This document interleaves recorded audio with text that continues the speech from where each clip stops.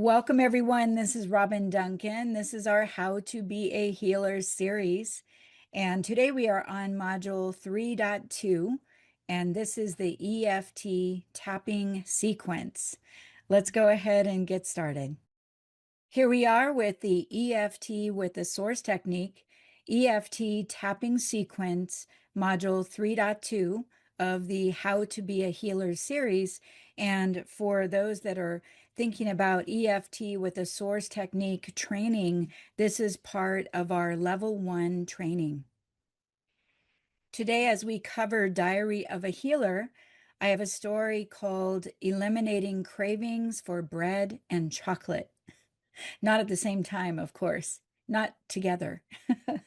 Anyway, I was helping out a group of people at a Unity church, and they asked if I would do an EFT presentation and bring in all of those spiritual principles of A Course in Miracles. So I was super excited to put those together for a group.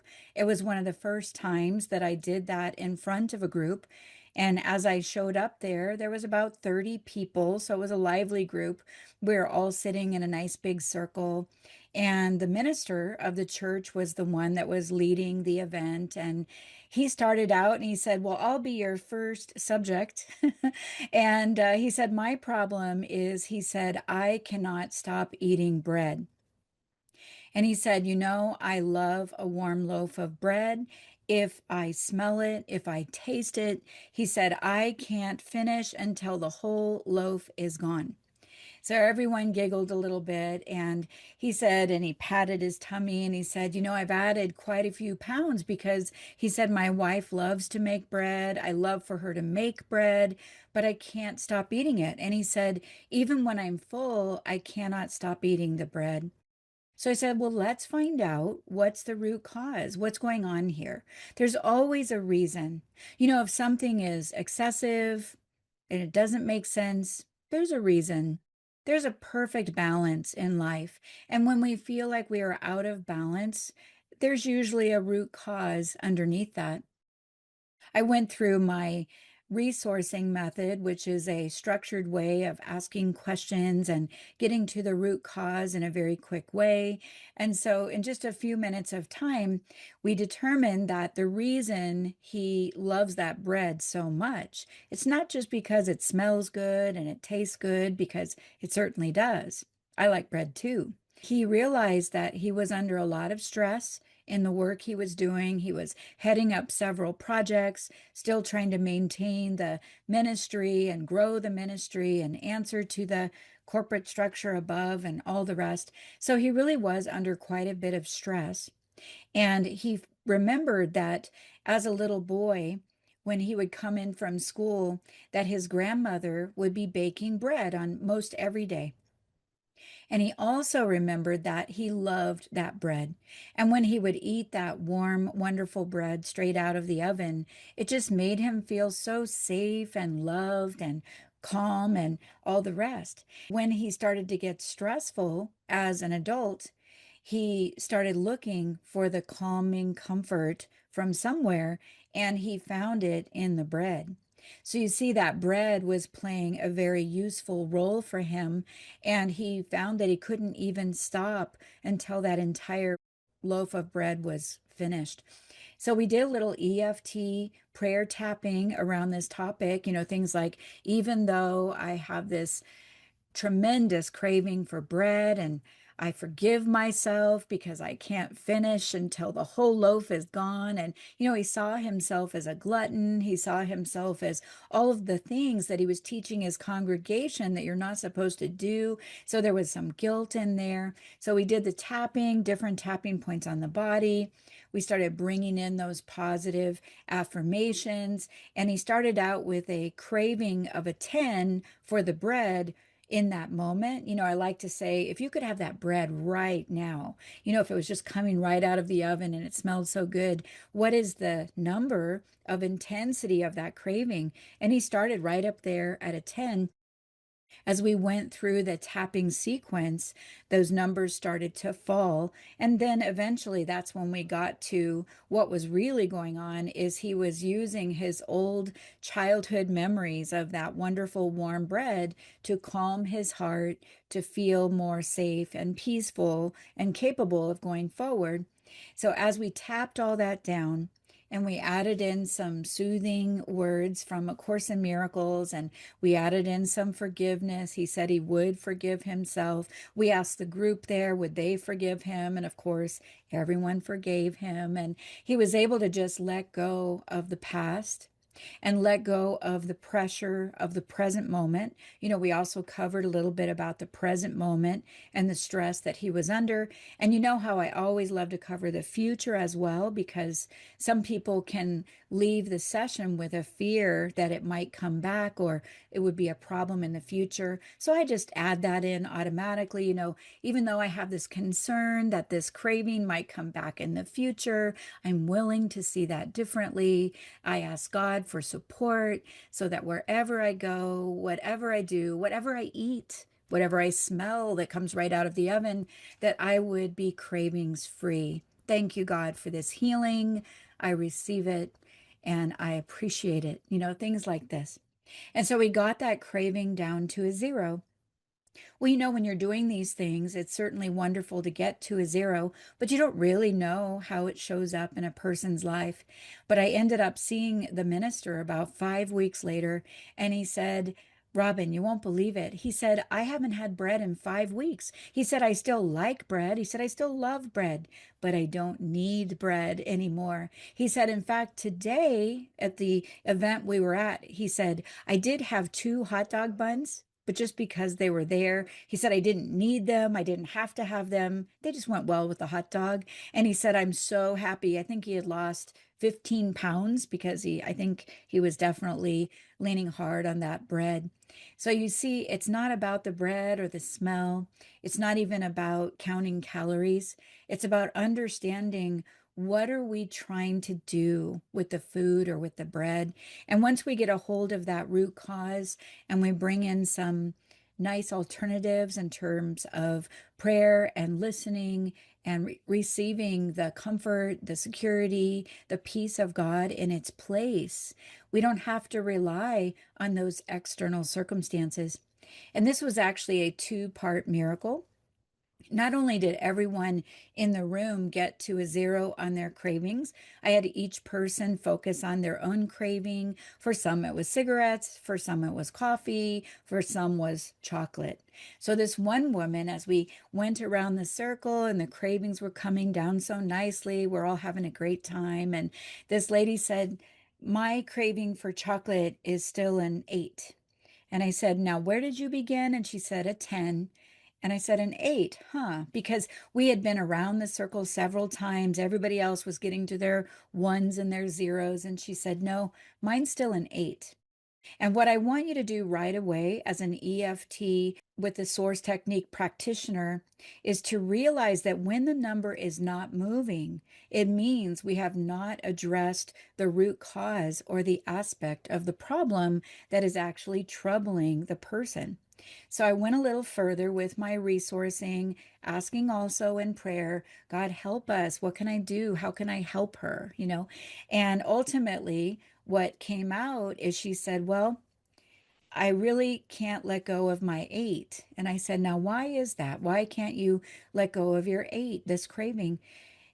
And she looked around and she was a little bit embarrassed, but they were all her friends. And she said, I guess I'll tell you all. She goes, I gave up alcohol. She said it was becoming a problem for me. And I gave it up. And about a week later, I realized that I was actually using chocolate in place of the alcohol. And I started buying more and more chocolate. And today, when you're talking about giving up that craving of chocolate, my concern is that I would go right back to my addiction to alcohol. I completely understood. Everyone did. We all know that sometimes we substitute one for the other. And then we did a prayer. We asked God for some help. we did some tapping with the EFT prayer tapping around that topic of, even though I have this great fear that if I give up my craving for chocolate, that I might go back to the alcohol, I am willing to let God help me to be done with that old addiction and things like that, to bring in another way for her to cope and handle this situation about the connection to alcohol and also the chocolate. And I reminded her that we're not having her give up chocolate for her life. We're asking her to give up her need for chocolate. And then she can be free. She can have it or not have it, totally up to her. It would no longer be a need for her. And she said, okay, I'll do that. We always have to get the buy-in of the person we're working with. We're not there to just go take things away from other people, even if it seems like the right thing to do or it's a healthy choice. We're always asking them, how do you feel about this? Is this a good choice for you? You might say, I have a suggestion. You can take it or leave it, of course. So I just offered to her, you can keep your love of chocolate. We all love chocolate, at least most of us do, but it means you will no longer need it. And she really liked that idea. So we did the tapping and it came right on down to 0. And she was so excited. The whole room broke out and started cheering away. And, I could tell that she left a free woman. I was so glad about that. So that's our Diary of a Healer for today. And, you never know why you're doing what you're doing, but it's really helpful to get underneath and find out why you're holding on to it, why it matters, what is of value. In A Course in Miracles, it says that the suffering ends when the sufferer no longer has any value for the pain. So in her case, the value was keeping chocolate to prevent her from going back to the alcohol. So once we found another way around that, she was happy to let that craving go. Just think about the pounds you can lose by letting go of unhealthy cravings, and you may not even know why you have those cravings. So let's move on today. I have a video for you because this is straight out of our EFT with the Source Technique Level 1 training course, and I will set that up for you right now. This is EFT with the Source Technique Level 1, and we will be going over the basic EFT recipe as taught by Gary Craig and still used widely in the world today. All right, let's go ahead and get started with the basic recipe. It's very simple. You can learn it in this module. And I will tell you that I have embellished it a little, and you can keep those add-ons or you can throw them away. It's entirely up to you. I don't want you to ever feel that EFT is too complicated to use. Sometimes we call EFT freestyle, like when somebody is just tapping and talking, and it's really not more than that. So as you see me do that or someone else, try to not overcomplicate that in your mind. It's usually someone telling a story and just tapping on the tapping points as we go. But today we're going to learn about the EFT basic recipe, which is very, very simple. Again, here's those tapping points. We talked about those together, but I'd like to go now to each one of those tapping points, and we're going to tap together just so you learn where those points are. Now, with the basic recipe, they like to start with the karate chop point, which is the side of the hand. And keep in mind, it's a little closer to the bottom of your pinky finger, but you can actually cover your whole karate chop point there. You see that?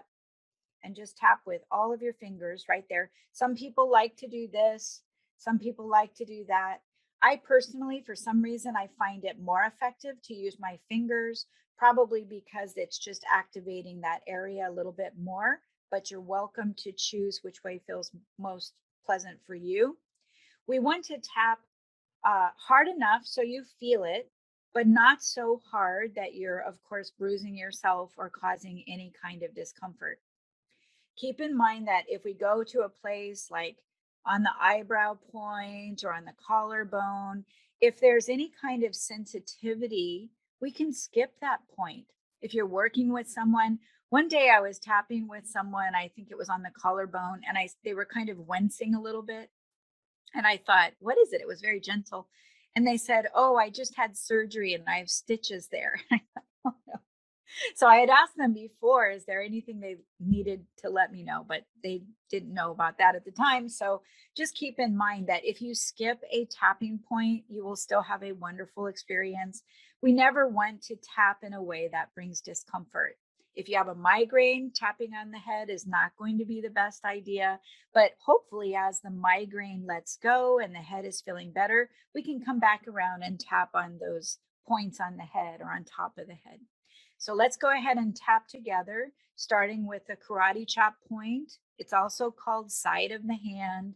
So I know it's a little bit to learn right now, but it's pretty straightforward. The karate chop point, where we would do a karate chop, or the side of the hand. And then in the basic recipe, they like to go to the top of the head. Again, I like to tap around in a little circle there. And then the eyebrow points, I like to split these two fingers apart and hit the inside of each eyebrow at the same time. Eyebrow point. You can also do it like this. You can do it like this. You can do it with one finger. I just find this very easy and balanced to do it this way just about every time for myself. The side of the eye, again, it's on the bone right there on the side of the eye socket. You can do this one, you can do this one, or you can do both together. Side of the eye right here. Under the eye or cheek point, same thing. You can do one, you can do the other, you can do both. And again, I don't always like to do both when we are doing emotional healing. I think it's a little overwhelming. It's not that it's not doing good things, but if someone's overwhelmed and they're trying to bring up their emotions, and if it feels unsafe or too overwhelming, they're likely to lock those back down in the vault. So I like to make that a very gentle, loving, healing process. Then we've got under the nose, tapping there together. And we've got on the chin. And we go down to the collarbone points. Remember, if you follow down to that U bone right there, there's a collarbone on each point there. But we're going to come about a half an inch on a diagonal. And so you're right on the kind of the plate that's holding those collarbones in place there. And you can do one, you can do the other, or you can do both. It is really nice to do both at the end, if you think of it. And again, we go under the arm, which is for the ladies, basically right where the bra strap is. For the men, it's just about right there on the horizontal with their chest. You can do the other side as well. It does feel good. It's a good point for feeling good. And again, they go back to the karate chop point or the side of the hand.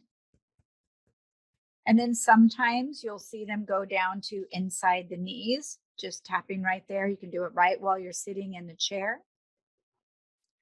And if you'd like, you can go all the way down to above the ankle bone. Remember, it's about 1 finger length away from your ankle bone inside your leg, just a little further up the leg towards the groin, about 1 finger away from your ankle bone. And you can do one side or you can do the other, or you could lean all the way down and do both of those at once.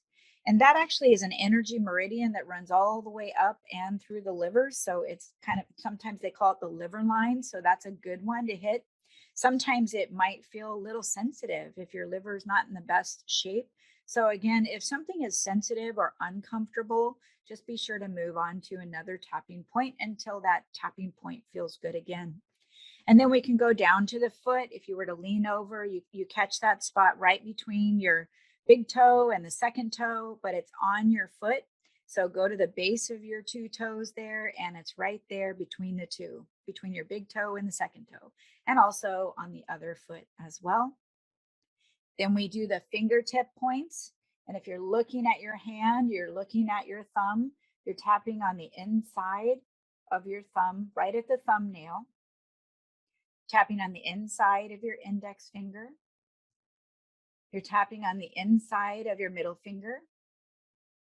We're skipping the ring finger simply because there's not a really great tapping point right there. and then we're tapping on the pinky finger.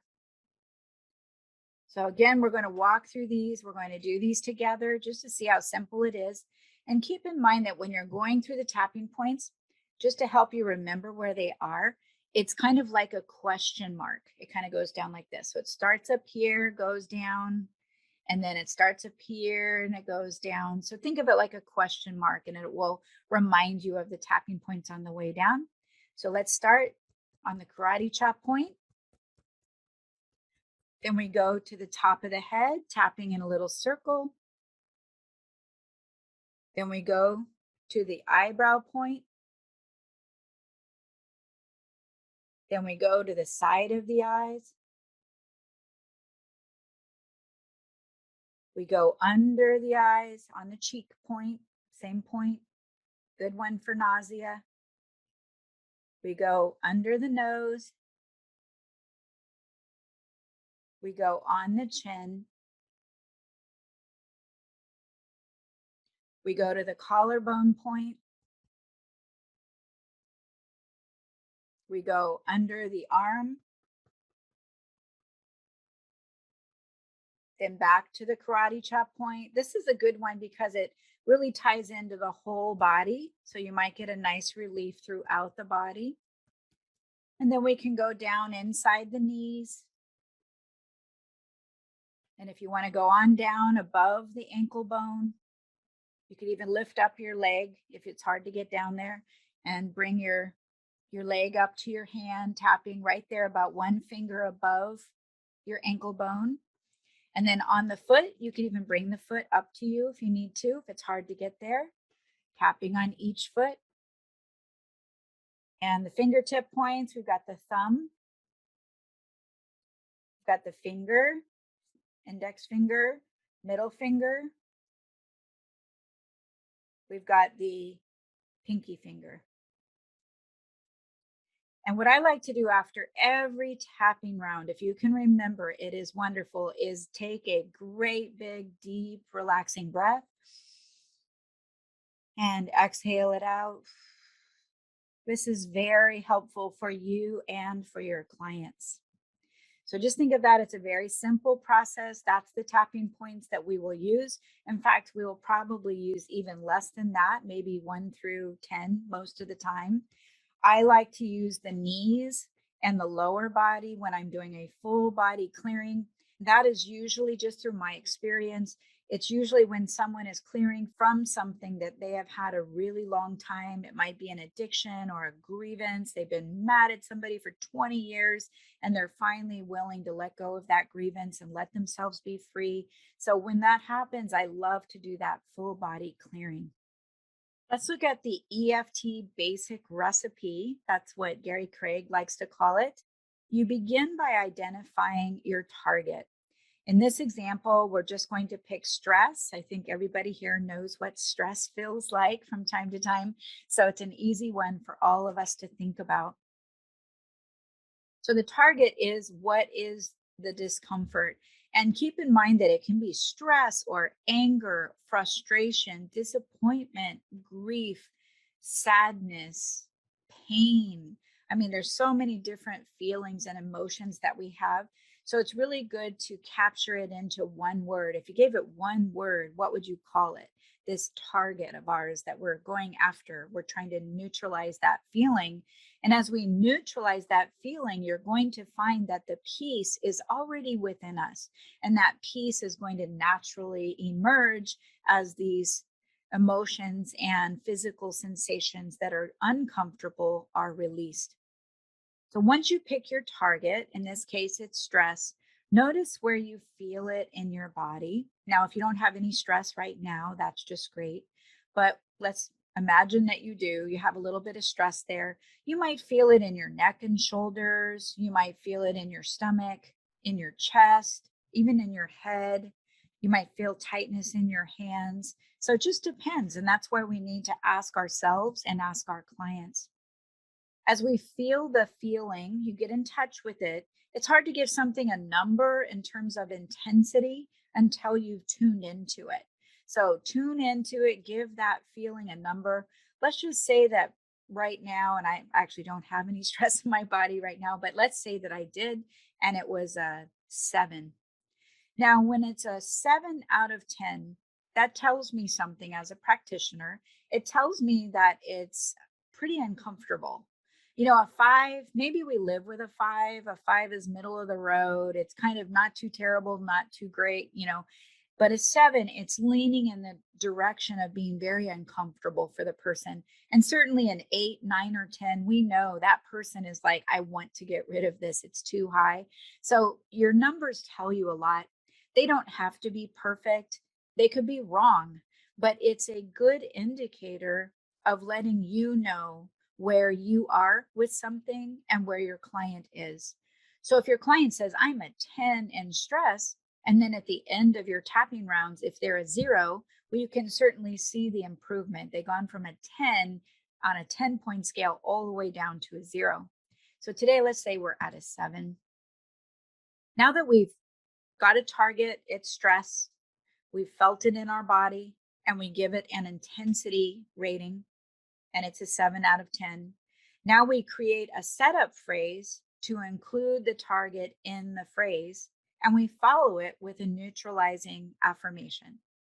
And one of the things that was started early on is you would start out with this statement, which simply acknowledges the target.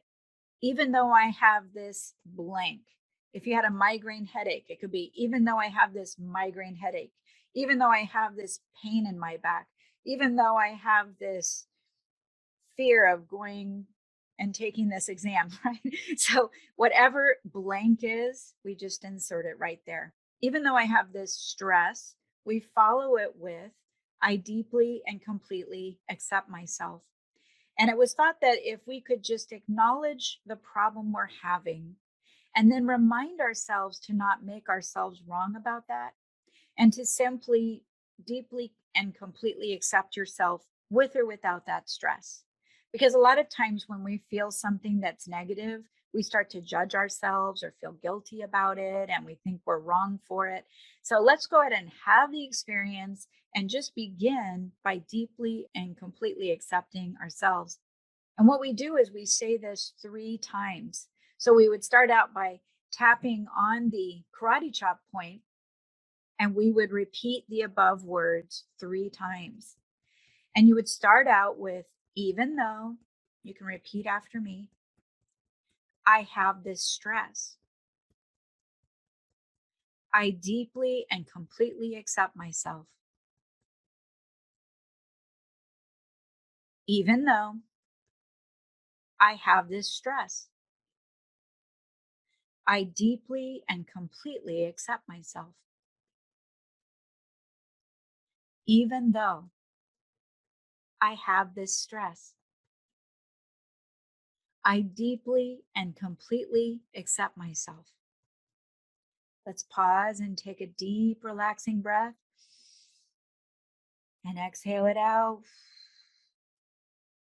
You've just done the setup phrase. See how easy that is. It would be, even though I have this headache, even though I have this pain in my foot, even though I have this frustration with my cousin, even though, right? And then we follow it with, I deeply and completely accept myself.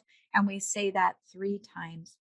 And no matter what, it does feel good. There's a neutralizing component. And here's what I think is happening at that deeper level. If you think about Bruce Lipton, the cellular biologist, so remember our cells, they have that little protein stream running through them, and they're just hanging out and they're feeling good. But when we're stressed, the brain signal goes to the cells and the protein stream is like, ah, right? So we're acknowledging even the, hey, cells, listen up, even though you're feeling stressed, and they're like, yeah, I deeply and completely accept myself. And it feels like they go, oh, okay. Even though I have the stress, yeah, I deeply and completely accept myself. Okay. This is what I think is happening in every cell of your body. Now, what I've learned as a result is we don't want to use that negative language too many times, because I think every time we even say the word stress, the signal goes out and the cells are like, yeah, stress, or pain. Yeah, I know about pain. And so we want to acknowledge it. There's a fine balance there, but we do not want to swim in it, right? So be willing to acknowledge that pain. But I found that the early stages of EFT, they did spend a little more time kind of focused on the pain. As a hypnotherapy instructor for the National Guild of Hypnotists, I've learned a lot about that subconscious mind and how it's listening all the time. And if you just keep using negative words, that's what it's hearing. And that's why when we use a positive affirmation, you do not want to use negative words in the affirmation. Like saying, well, even though I have this pain, I'm willing to be pain free. That doesn't work so well because that pain word is in there again. Even when we hear the word pain, it's like, ugh, there's something in your cells that says, ugh, you know? So we do our 3 statements. Even though I have this stress, I deeply and completely accept myself. And now we're ready to condense everything down into bite-sized pieces and simply go through the tapping points. I'll show you what that looks like. When we bring it down to a bite-sized piece, if our target is this pain in my back, we would just call it this pain. If my target is my frustration with my cousin Susie, then I could just call it this frustration. We've already laid it out. Even though I have this frustration with my cousin Susie, I deeply and completely accept myself. But when we start to go down through the tapping points, we're going to use those bite-sized pieces. Why? Because we know what we're talking about, right? We don't have to have the whole introduction. We know which frustration we're talking about at this point. So let's go ahead and go through it. Tapping on the karate chop point. Even though I have this stress, I deeply and completely accept myself. Even though I have this stress, I deeply and completely accept myself. Even though I have this stress, I deeply and completely accept myself. Now we're going to the top of the head and we're running through the tapping points, staying tuned in to the target or that negative feeling or emotion. And we say this stress. It's a bite-sized piece. Tapping on the eyebrow point, this stress. Side of the eyes, this stress. Under the eyes, this stress. Under the nose, this stress. On the chin, this stress. On the collarbone, this stress. Under the arm, this stress. Side of the hand, karate chop point again, this stress.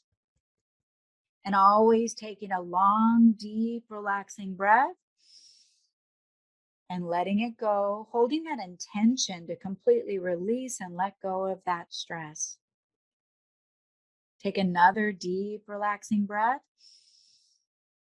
and out, letting it go.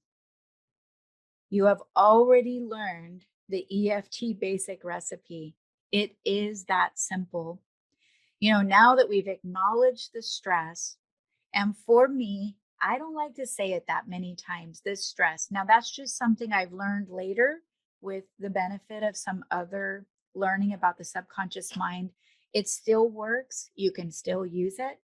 But I would suggest that when you do this, you're going to start to add in some neutralizing affirmations sooner. That's all I'm suggesting. Because when our cells are listening and their little antennas are up and they're listening, and we're saying this stress, this stress, this stress, and they're like, yeah, you're right. So I like bringing in some neutralizing, calming, loving, gentle language a little bit sooner. And those are some of the things that we're going to shift around a little bit. Again, I love the process. I used it this way, exactly this way, for a long time. And I didn't start adding in the other things until later. And you are certainly welcome to practice it either way. I just want you to know the different options that are out there and available. As we look at the emotional charge, when you're asking your client, can you give me a rating, or even asking yourself, what is my rating on this?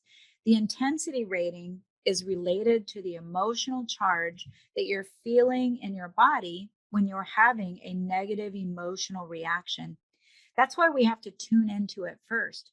You might be feeling very frustrated, maybe with a loved one. They're not doing the right thing or saying the right thing, and they're not responding to you, not listening to you. If you boil it all down to one word, maybe you're just feeling dismissed or invisible. There's a feeling that goes with the word that you choose. So I like to ask my client, if you give it one word to describe how this situation feels to you, what word would be your umbrella? It doesn't have to be perfectly accurate, and it can change in 5 minutes, but what would we start with? Keep in mind that this is a fluid process. You could start with frustration or disappointment or feeling invisible. And in 2 minutes, we might be at rage. It could be that they packed that down a long time. And all of a sudden they're like, oh, I'm so angry. They've been doing this to me my whole life. So it can move and it can flow. And as a practitioner, you want to let that flow happen. We don't want to stifle it, and we certainly don't want to decide what we think they feel. This is where a lot of EFT practitioners, I think, get a little bogged down, is they're guessing. Wow, that happened to you. I'm sure that made you frustrated, or I'm sure that upset you. And then the ego in the other person loves to come back and make you wrong if you try to do it that way. And the ego will come back and say, well, no, it was disrespected. It just loves to have its own autonomy, and it likes to be in charge. And so we don't do the guessing game. We just ask. We ask, how are you feeling? Is that feeling the same? Are you still feeling invisible or dismissed? And so as you're checking in, we check in all along the way, and you'll see how that works. So let's say that your client has the feeling of anger. Now, there's a lot of different things that go along with anger. What I've learned through many of my sessions is that when you're angry, there might be a physical sensation of heat. There could be tension in the body. There might be a racing heart. There might be tightness in your throat, or a feeling of a surging blood pressure, a clenched jaw, or a fist, or you might even see the color of red. And there are so many ways we can help people with their anger. It doesn't mean, as an EFT practitioner, that you're going to get blasted with that anger. It doesn't happen like that. When we have our client tune in to the anger they are feeling, they're the ones that are addressing it on the inside. We're just helping them to move and let go of some of those frustrations that have piled up and become a great big feeling of anger on the inside. So don't be afraid. It's not that they're going to blast you with their anger. In fact, they don't at all, but there can be tears. I've noticed that with anger, if someone is really, really angry, they'll start with anger. It'll be a 10 on a 10-point scale. As we start to break through it and get into why they're angry, they start to feel heard. They start to bring it up. What happens is that anger is very often going to turn into sadness. It's a sadness that you've let yourself be angry for so long. It's a sadness that you have dealt with it for so long. It's kind of like you've been in a prison and you're starting to let yourself out. You're starting to realize how easy it is to let yourself out. And then you start to feel just sad for yourself that you left yourself in that prison for so long. Don't be surprised if you're working with yourself or someone else and you go from anger to sadness, and then you usually go to some form of acceptance of the situation, and then freedom from that emotional pain. If you go to that sadness, The sadness sometimes can come with a lot of tears. When someone's angry, sometimes they're blocking the tears because there might be a feeling that if they hold that anger, it's a defense. It's almost like your flak jacket or your bulletproof vest. I'm going to keep my anger because I don't want this person ever doing this to me again. Well, when we start to break that down a little bit so that they can get back to their natural, peaceful, happy self, the sadness comes in, and then sometimes here comes the tears. It can be followed by heaviness in the heart, just like I had in that first module. I had a lot of heaviness in my heart, literally like an elephant standing on my heart. It felt like an absolute presence. It was so strong. The tension can be there. There can be restriction in the throat. You can feel like your throat is being squeezed. There can be a feeling of a burden on your back. You can feel a weight or a sensation of being held down, a feeling of overwhelm. There's lots of different feelings. We just want your client to talk about these things and to bring them up so that we can help them to move through. EFT practitioners, sometimes, you know, we get sad when our people get sad and they start crying, or, always have a tissue box nearby. But let your people cry, let yourself cry. Crying is one of the greatest release mechanisms. Let those tears flow. Certainly have a box there so your client can manage their tears. But sometimes, as a practitioner, we'll rush in and we'll start wiping up those tears or think, oh my gosh, we have to fix this. No, no, no. Let those tears flow. And you'll find sometimes your client won't even touch the box because the release feels so good by the time you get those tears coming down your cheeks. And it doesn't mean you will. Sometimes people don't cry at all. But if we get those tears coming down, there's something fabulous about that. It just feels like all the weight of the problem is coming off. Let's say our topic is grief. So there might be feelings of loss or emptiness, helplessness, hopelessness, loneliness, guilt, fatigue, overwhelm. So when people are having this grief, I know what grief feels like, and I'm sure you do too. I realized that all through my childhood and my early adult life, I would lose my loved ones as they would pass on. And I realized I would never cry.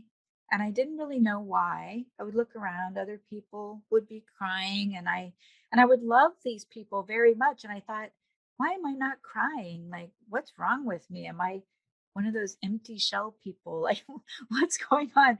And so I would go to, funeral after funeral, and I would feel sad, certainly, but everybody's crying, and I thought, why don't I cry? And I didn't realize that I actually had such a full vault on so many levels for other reasons that I wasn't letting myself cry. And then my most wonderful dog, her name is Lady, she passed away. And it was right after she had been bit twice by a rattlesnake. She actually saved my husband's life because she was walking right in front of him and she came across this 6-foot rattlesnake. It bit her twice, and she went down immediately and then passed away not a long time later. And my husband was safe, and we just think of her as our little superhero. She really saved him. And so we did a lot of prayer. We did a lot of release. But I'll tell you what, I cried for 3 days. I couldn't stop crying. I think my vault hit that point of full. And when your vault gets full and it starts overflowing, look out. Here comes those tears, all those tears you never cried before. So what, of course, I miss my dog and I love her, but I think she cracked open the grief I had been holding for years and years. So God bless her for that. She was a healer in so many ways. Let's say the feeling is guilt. Ugh, guilt. Guilt can give you a headache, certainly a heaviness in the chest. I definitely was feeling guilty about the divorce and all those things going on. Can give you nausea in your stomach, back pain. So guilt is a culprit on many, many levels. You'll usually find that any kind of pain is rooted in guilt somewhere, either your own or the guilt that you are projecting out maybe onto someone else. Sometimes there's financial stress that's happening a lot in the last few months and years. There's clients that will come, or maybe you're feeling that yourself. And a lot of times you'll feel that financial stress in your lower spine, your lower back. You might feel it in your shoulders. So when your lower back is hurting, it's usually rooted in financial stress. Little tip for you. Fear and anxiety. Those are the ones that are probably the most general. Somebody might have something coming up that they're worried about, or they're worried for someone else. Maybe they have, a child that has to go through some kind of competition, and they're worried about that, or they're trying to get into a college and they're worried about that, or they're trying to heal from an addiction and they're worried about that. So we are great worriers by nature. So we're learning not to be. And if we can bring that fear and anxiety down, your natural sense of peace emerges. The beautiful thing is that we don't have to go looking for peace. Every one of us is actually peaceful from the inside out. We don't know it because it's been covered over. It's almost like we covered our eyes to the peace that we are. And now we are in that process of bringing down those blocks. In A Course in Miracles, it says that the whole curriculum is about releasing the blocks to the awareness of love's presence. I love that. With fear and anxiety, we might have a racing heart rate, or we might have sweaty palms. We might have changes in body temperature, surging blood pressure.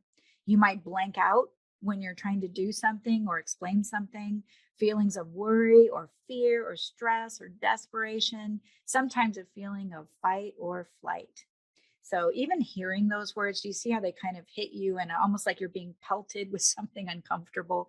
Now we want to acknowledge the pain, certainly. We want to acknowledge the problem, absolutely, but we do not want to dwell there. So you're going to learn how to listen and hear it and get a hold of it so that we can move it out and let it go. Ask your client, once they've identified this target or the discomfort or the frustration or the pain, ask them to give you an intensity rating from 1 to 10 of the emotional charge they're feeling. And this is, of course, as it pertains to the emotion they have identified. If it's stress, on a 1 to 10, and you might have to tell them, with 10 being very intense, 1 being very neutral, what number would you give me for this fear? If you don't explain the range, a lot of times people flip it and they think intense is 1 and very slight is a 10. So when you're asking for this from someone, be sure to define it. What is that rating from a 1 to 10, with 10 being very intense and 1 being neutral? Where would you place that feeling in your body today? And I don't think I've ever had a person say, I don't know. It's so interesting. Immediately, boom, we come up with a number. I've had people come up with 7 3/4. How do you get to 7 3/4? It's kind of funny. I don't say that, of course, to them, but I'm like, wow. And I love math and numbers. And I'm like, great. I know exactly where we are. 7 3/4. So 0, of course, is completely neutral. So I usually say 1 to 10, because if we are targeting something, obviously there's a something in the room or in the body. So we're going to say from 1 to 10. It's not a 0, or we wouldn't be talking about it. Again, the 10 is the highest level of the charge. And you might think of a 10 as being, you can't even quite function as a 10. If you were a 10 in fear, it would be that you can't think of anything else. It's just the top of your mind if your client needs a little explanation. And any number in between is an indication of degrees of intensity, and your client is experiencing this in terms of the charge. Be persistent with your client in using EFT until the entire charge has dissipated and your client reaches a 0 whenever possible. Now, sometimes you might see that your client goes from a 10 to an 8 and it sticks there. You're going to learn how to get through that 8 and get on down to that 0, at least most of the time. When a client sticks at an 8 or a 7 or 6 or a 5, they're still in that high range. It means really that we have not hit the right root. We have not hit the right aspect of the problem. So when it's not budging, it doesn't mean you're wrong or you are not going to have success. It means you have not found the right aspect, the reason, value, aspect, root, cause. You can call it many different names, but there are many aspects to what the person is feeling. Let's say that you almost drowned one day, and certainly the whole drowning thing would be very, very frustrating and scary. So maybe you feel a 10 in just the fear of drowning itself. And maybe you had another experience when you were 4 where you kind of went under the water in your bathtub and it really terrified you. And you forgot about that until right now. So then we got the whole 4-year-old thing going on. And maybe you've also got this fear that when you were in the water drowning in the lake, maybe your little brother was next to you and you realized that if you drowned that he might too. And so maybe there's the fear about your little brother at the same time. So there's all these aspects, and all those aspects, they're the table legs that are holding up that tabletop of the pain. And we have to get a hold of at least the bigger ones. And then you're going to see that fear and that terror, or even the phobia of the water comes down. Okay, we've done our first round of EFT, the basic recipe. Remember, we said, even though I have this blank, I deeply and completely accept myself. We do that with the karate chop point. We do that 3 times. Easy peasy, right? And then we go down with bite-sized pieces. We take the target and shrink it down, and we just tap this stress, this stress, this stress, this stress, tapping a little bit longer, of course. This stress, this stress, this stress, this stress, this stress, right? And we can go on down the body back to the karate chop point.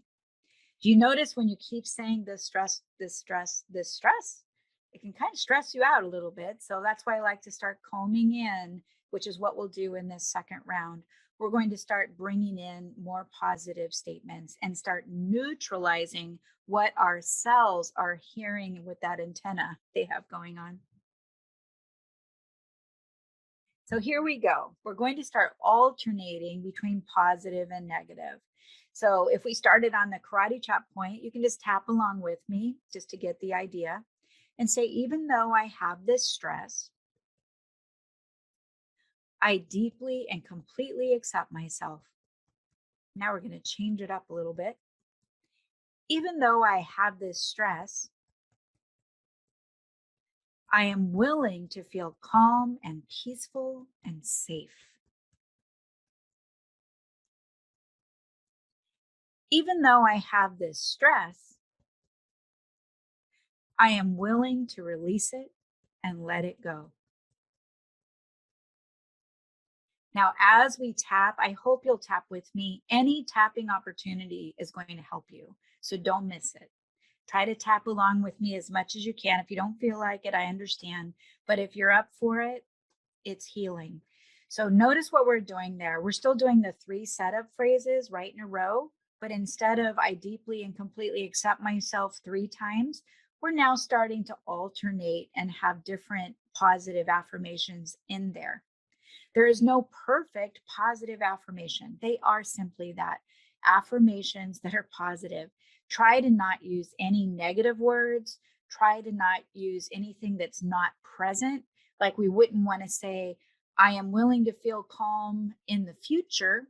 I mean, because we want it now, right? We have to claim it now to have it in the future. So be sure to make everything present and positive when you're bringing in those neutralizing affirmations. Be very careful to pace with your client and check in with them frequently. Do not move into positive affirmations before your client is ready. Going back to, let's say they're stressed, maybe they're super stressed. They have projects due at work. Maybe they've got a lot of things to do at home, and maybe their house is being remodeled. And there's just all these things that we find ourselves in the middle of. And let's say I do, even though I have this stress, I choose to feel happy, peaceful, and safe. It's like they might go along with you, but they're not there yet. they're still in the stress in their mind, in their heart, in their spirit. So as we work with them, you're going to feel it. I know you will. You're going to feel when they start letting this stuff go. And as they start letting it go, their face is going to relax. I have seen people look 10 years younger walking out of an EFT session. Like the lines are out of their forehead.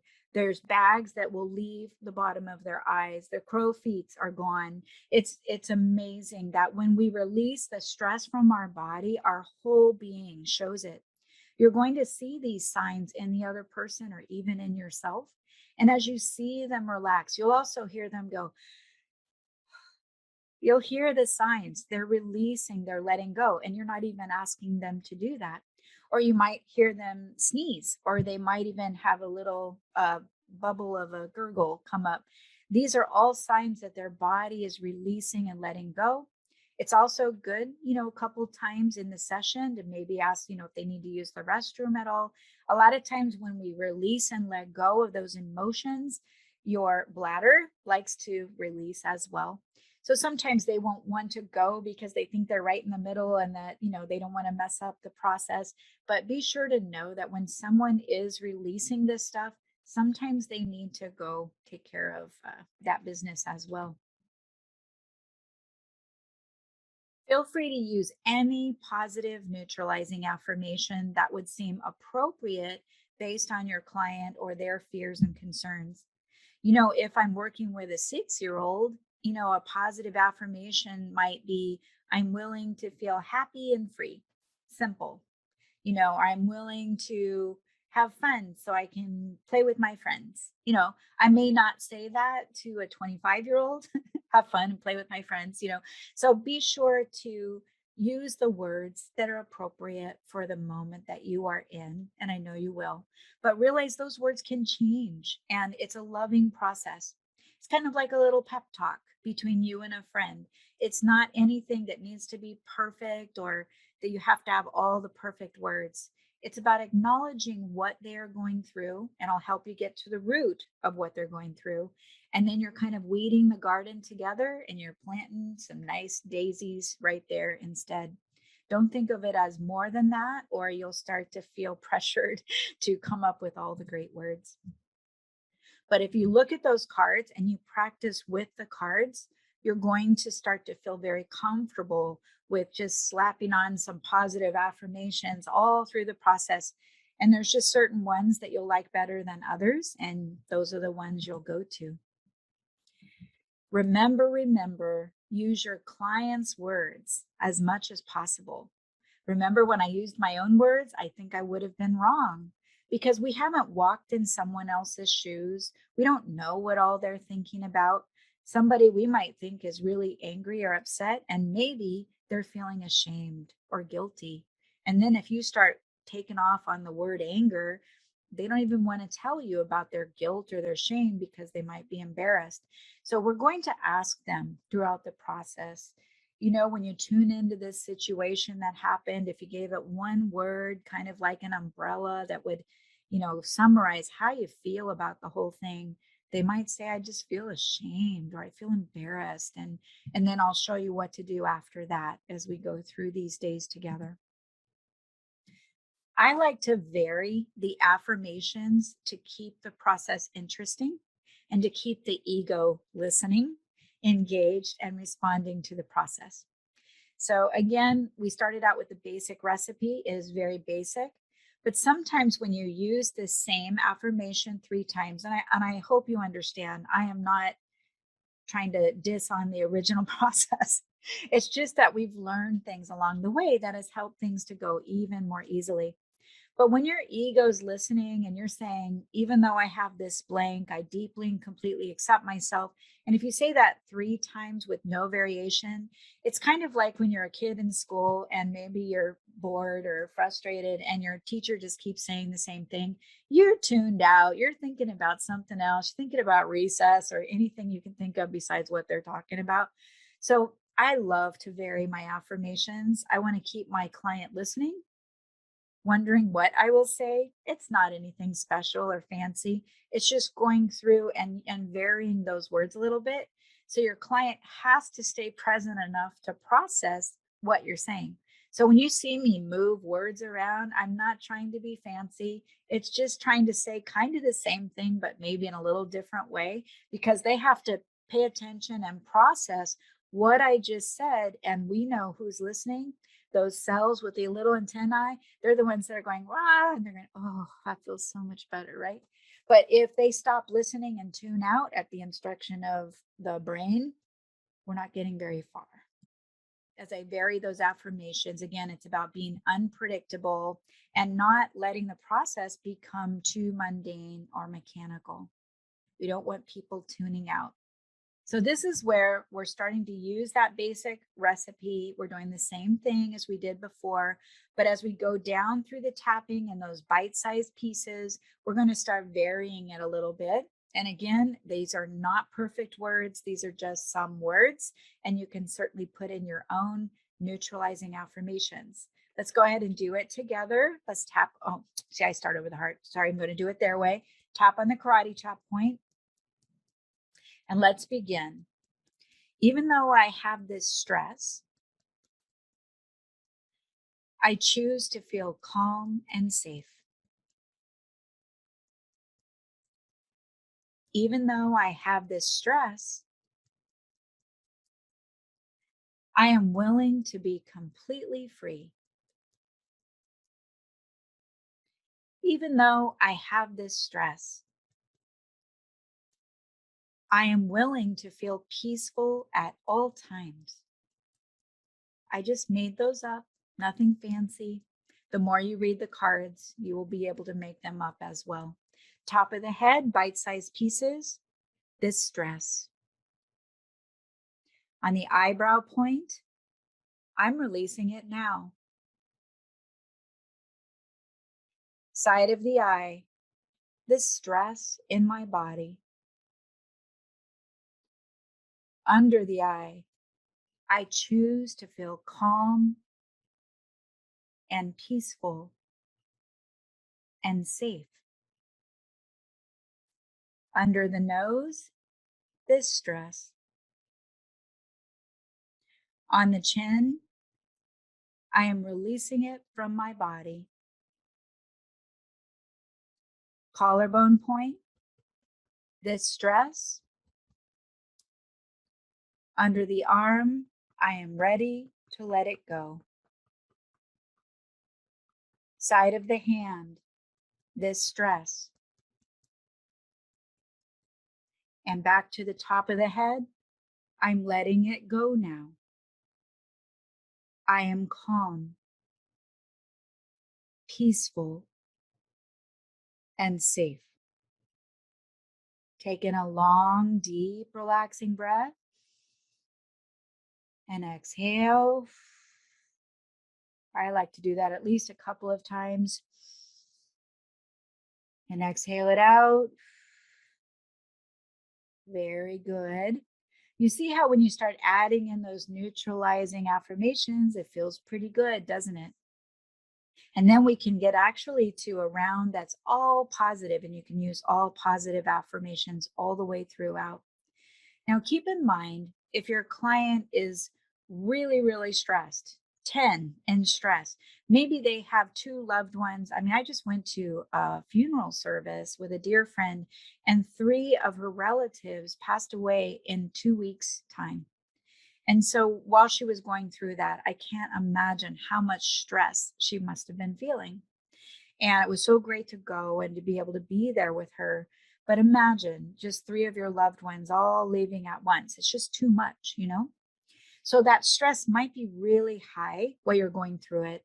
And maybe her on a 10-point scale, she might say it's a 12. All that means is it's really high, right? Don't be alarmed. Some people say, it's funny, they'll say it's a 200. They go right to 200. It's just common for some reason, but that just means to me as the practitioner, it's really high. I know that we have something we need to neutralize, and it's important. So imagine that your client's at a 10, a 12, or a 200. If we start folding in these I am calm and peaceful and safe comments too early, your ego is going to be like, oh, no way, it just doesn't buy it. It's a language. It's a language that has to be accepted. It has to be welcomed. So we don't want to use all negative language, so what do? Because we don't want to go too fast into the positive language. So what I came up with, it's called ease in statements. And I'll go over this again in the mastery weekend. But ease in statements are a way of getting buy-in from the ego that's defending against this healing. And it's like this. We can say, instead of I am calm and peaceful and safe, we could say, I'm willing to feel calm and peaceful and safe. Or I allow myself to feel calm and peaceful and safe. Or it's time to feel calm and peaceful and safe. I've carried this long enough, right? So we're starting to talk to the part of the mind that's been holding on so tight out of defense. It doesn't mean to, but sometimes we hold on to those feelings because we think if we let them go, we think we'll just fall apart. We'll just be like, I think of the Wizard of Oz, the scarecrow, he's just like all over the place. So we don't want to be that scarecrow. And so we hold on so tight. But if we will start using ease in statements, so if your client is really stressed or you are, use those even with yourself. So we could say, even though I have this stress, I am willing to move towards peace. How about that? I'm willing to move towards peace, even if I don't know how. I like to add that one in, right? You see, it's cracking the door open to the healing. The ego has a hard time holding you in pain when you start using sentences like that. So even though I have this stress, I am willing to be free, even if I don't know how. I'm willing to be guided on how to be free. You see, it's pretty hard to argue with those words, isn't it? So if you've got somebody steeped in the pain or the frustration, and it's almost like they're up on a ledge and you're trying to talk them off the ledge, use those ease in statements, and you're going to see that they are much more likely to flow with the process, to start to let their defenses come down, and to be willing to release from this emotional pain. Let's just look at some examples of positive affirmations, and then we can take a little break. So here's a few. Even though I have this stress, these are choice statements. Remember, I release this fear now and choose to feel safe.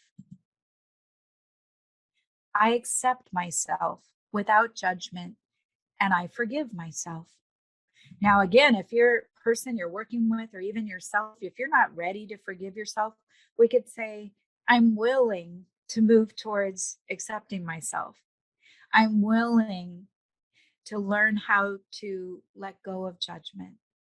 I'm willing to forgive myself, right? So these are things we can say and get more buy in quickly.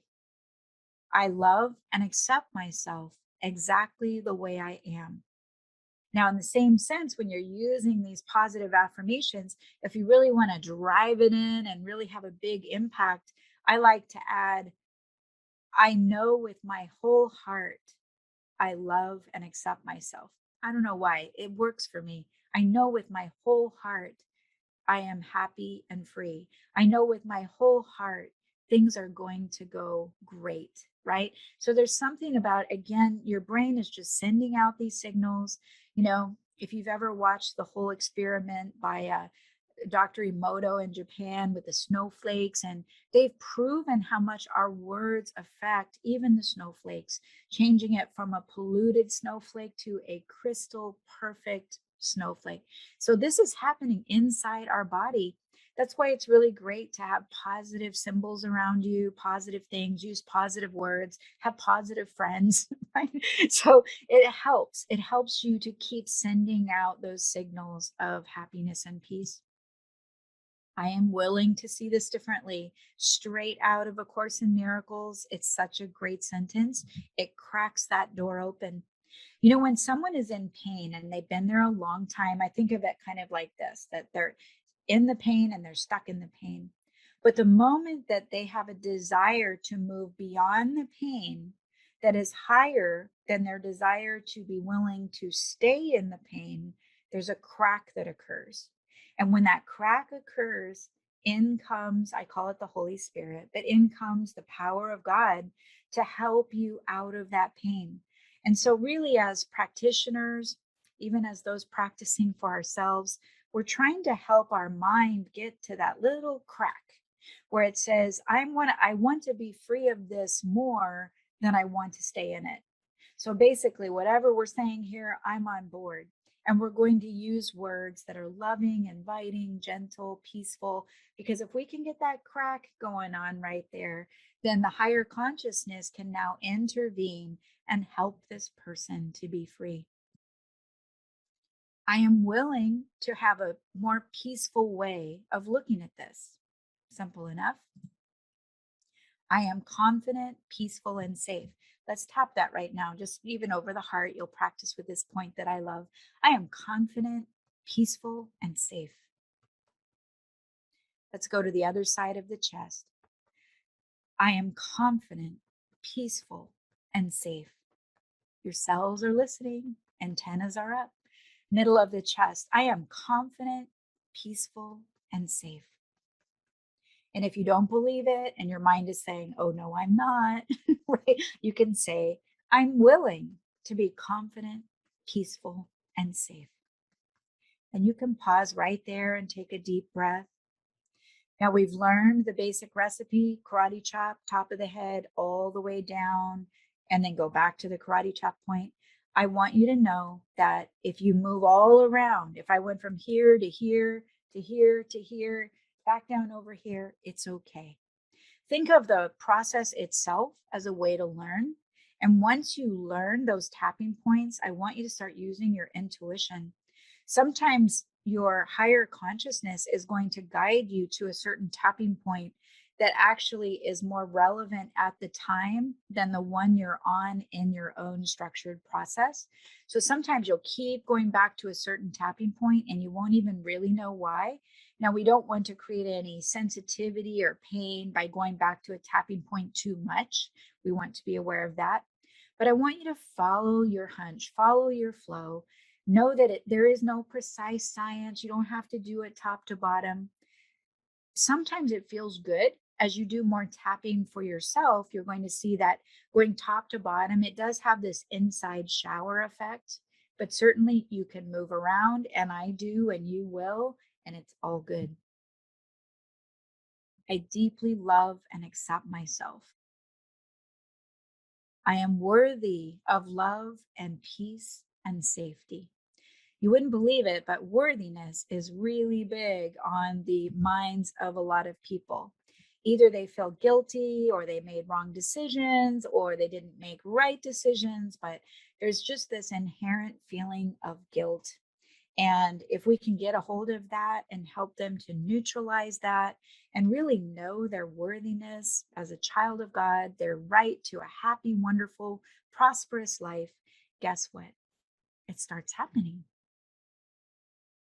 Another one, if you start bringing in spiritual language, you certainly do not have to. I do. Most of my clients like that. They love that. It's something I like to share. I just don't want you to think you have to do that. You can say, I ask God to heal my mind and remind me that I am safe. You know, when we go to a place higher than us, we start to feel more peaceful. At least I found that when you're asking a higher guidance to handle it or take care of it, it's like really turning that problem over. Whereas before, you might have been trying to solve every single thing yourself. So now you have help. And if we bring in that beautiful component of higher consciousness, divine intelligence, God wisdom, God the creator, you're going to have help. And that help is going to bring forward things you never even imagined that you would be talking about. And here it comes. And then all of a sudden you're free of it. So if you're willing, hopefully, if you're in my class, it is something you're comfortable with. If someone's not, please let me know in the chat. Just, I'd prefer not to, hang with the spiritual language. I want to honor that. And then a lot of my cards reflect it anyway. So There will be something for everyone, but I want to make sure that the language I'm using here today is comfortable for you. And I do tend to add in quite a bit of spiritual language because it works. Well, I want to let you know this is EFT Awareness Month. Some of you have already taken the course, and that's great. And I'm glad you're back at it, getting refreshed. Some of you have not taken the course. You can check out all the information at robinduncan.com. Just under the tab at the top of the homepage, it's called Online Courses. And you can go right down to EFT with the source technique. And I teach you beginning to mastery through this series that we're working on together. We're still on level 1. We still have 1 or 2 more modules, and there's still more of level 1 that you would get through the course. But it's so fun when you also move on to level 2 and level 3, which is mastery. You'll find it's not hard at all. There are just some great things to know and practice. If anybody has questions, feel free to email me at robin@robinduncan.com. But let's get those fingers tapping. You can help so many people and especially yourself. Every time you tap with another, those are layers and layers of the onion peeling back for yourself. I can't tell you how many times I have wept with my clients and laughed with my clients. And, when we're tapping in confidence or we're tapping in peace or we're tapping out fear, we are doing it together for the whole world. So I hope you had fun tonight. I know it was a lot tonight. I try not to make these quite so long, but there was a lot to learn here tonight, and we will pick up with the next module, number 3.3, and I will see you soon. Bye for now.